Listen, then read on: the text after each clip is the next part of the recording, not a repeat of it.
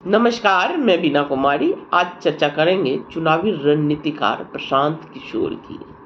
प्रशांत किशोर चुनाव की रणनीति बनाते बनाते खुद ही मैदान में कूदने का ऐलान कर चुके हैं, पर तारीख चुना है उन्होंने 2 अक्टूबर, गांधी जयंती। सवाल यही उठता है, क्या उनकी यात्रा भी गांधी की तरह सरल थी? कहीं भी रुक जाओ, कहीं भी खा लो, या उनकी यात्रा विलासिता और वैभव से भरा हुआ था? बिहार के भोली भाली जनता और युवाओं को बड़ा बड़ा सपना प्रशांत किशोर दिखा रहे हैं, पर सवाल यही उठता है कि यह सपना सच में पूरा होगा, या प्रशांत किशोर की इसके पीछे भी कोई रणनीति है? कहीं प्रशांत किशोर तेजस्वी के बढ़ते हुए कद को रोकने के लिए तो नहीं अपनी राजनीतिक दल का गठन किया है?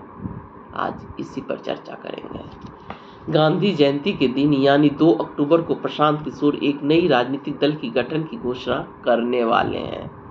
2025 के बिहार विधानसभा चुनाव में सभी 243 सीटों पर लड़ने का ऐलान कर चुके हैं। चुनावी रणनीतिकार रहे प्रशांत किशोर बिहार के भविष्य बदलने की बात कर रहे हैं, मजदूरों को पलायन रोकने की बात कर रहे हैं। नीतीश, लालू, सम्राट चौधरी सबको निशाने पर लेते हैं। खैर, अपनी 2 साल की पदयात्रा में प्रशांत किशोर ने बिहार की जनता को जो सपने दिखाए हैं, उस सब से आप और हम वाकिफ हैं, परंतु आज हम 1-2 सवाल आपके सामने रखना चाह रही हूँ। क्या उसका जवाब प्रशांत किशोर ने कभी दिया है? पहला, जिस गांव में प्रशांत किशोर अपनी जन स्वराज यात्रा के दौरान ठहरे हों, उस गांव के लोगों से पता कर लीजिएगा कि उस विलासिता और आधुनिक वैभव से परिपूर्ण टेंट सिटी को बनाने पर अनुमानित लागत क्या होगा। और यह टेंट सिटी लगातार 2 साल से बिहार के विभिन्न गांवों में बन रहा है, तो इसका खर्च कहां से आ रहा है? इस प्रश्न के जवाब में प्रशांत किशोर 2 बात कहते हैं। पहला, कि आपने कभी नीतीश, लालू से यह पूछा है कि वो पैसा कहां से लाते हैं? और दूसरा, उन्होंने जिन लोगों के लिए काम किया यानी चुनावी रणनीति बनाई है, वो पैसा दे रहे हैं? तो उनके जवाब में हम और आप गौर करके देखिएगा, तो जिस नीतीश तेजस्वी को भ्रष्टाचारी बताते हैं, जिस स्रोत से नीतीश और लालू को पैसा आता है, उसी स्रोत से तो आपको भी पैसा आ रहा है। तो आप यह बताना क्यों नहीं चाह रहे हैं? अगर पैसे का स्रोत सामान्य है, तो प्रशांत किशोर भ्रष्टाचार कैसे मिटा देंगे? बिहार की जनता को यह सवाल उनसे पूछना चाहिए। प्रशांत किशोर यह भी बताते हैं कि उन्होंने जिसके लिए काम किया वो पैसा दे रहे हैं। अरे भाई, जिस राजनीतिक दल के लिए आपने काम किया, उसने आपको उसी वक्त पैसा दे दिया, तो अब वह राजनीतिक दल आपको पैसा क्यों देगी? अगर प्रशांत किशोर की बातों को सही मान भी लिया जाए, तो काम तो उन्होंने मोदी के लिए भी किया था। तो क्या मोदी प्रशांत किशोर को बिहार में नीतीश और लालू के समानांतर एक तीसरी शक्ति खड़ा करना चाह रहे हैं? अगर प्रशांत किशोर मोदी से पैसा ले रहे हैं, तो क्या यह बिहार की जनता के साथ धोखा नहीं है? क्या मोदी और आरएसएस प्रशांत किशोर को आनंद मोहन की तरह इस्तेमाल कर रही है?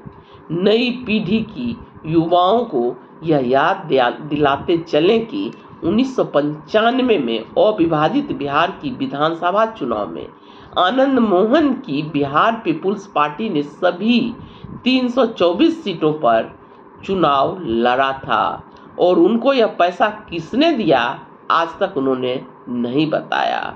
उसके बाद कभी आनंद मोहन ने सभी सीटों पर चुनाव नहीं लड़ा, बल्कि कभी जेडीयू तो कभी आरजेडी से अपनी पत्नी और बेटा को लड़वाते रहे। दरअसल कहा यह जा रहा है कि लालू को हरवाने का भाजपा का आनंद मोहन से निवेश था।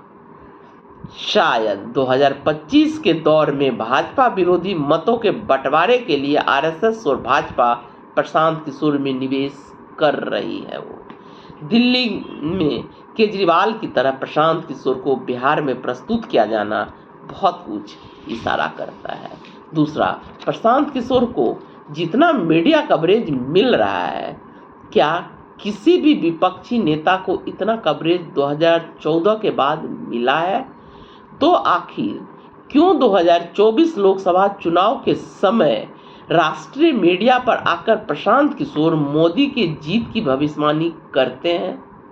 भला यह एक राजनीतिक दल के नेता दूसरे दल के नेता के जीतने की भविष्यवाणी कभी कर सकता है? हर चैनल को इंटरव्यू देना, आखिर यह रिश्ता क्या कहलाता है? कुल मिलाकर भाजपा की आज तक बिहार में खुद की सरकार नहीं बन पाई है, तो भाजपा विरोधी मतों के बंटवारे के लिए आरएसएस प्रशांत किशोर का इस्तेमाल कर रही है। बिहार की जनता खुद ही बहुत समझदार है, इसलिए वो जो भी करेगी सोच समझ कर करेगी। ये रणनीतिकार हैं, सिर्फ अपने लिए और अपने हित के लिए ही रणनीति बनाते हैं। नमस्कार, धन्यवाद।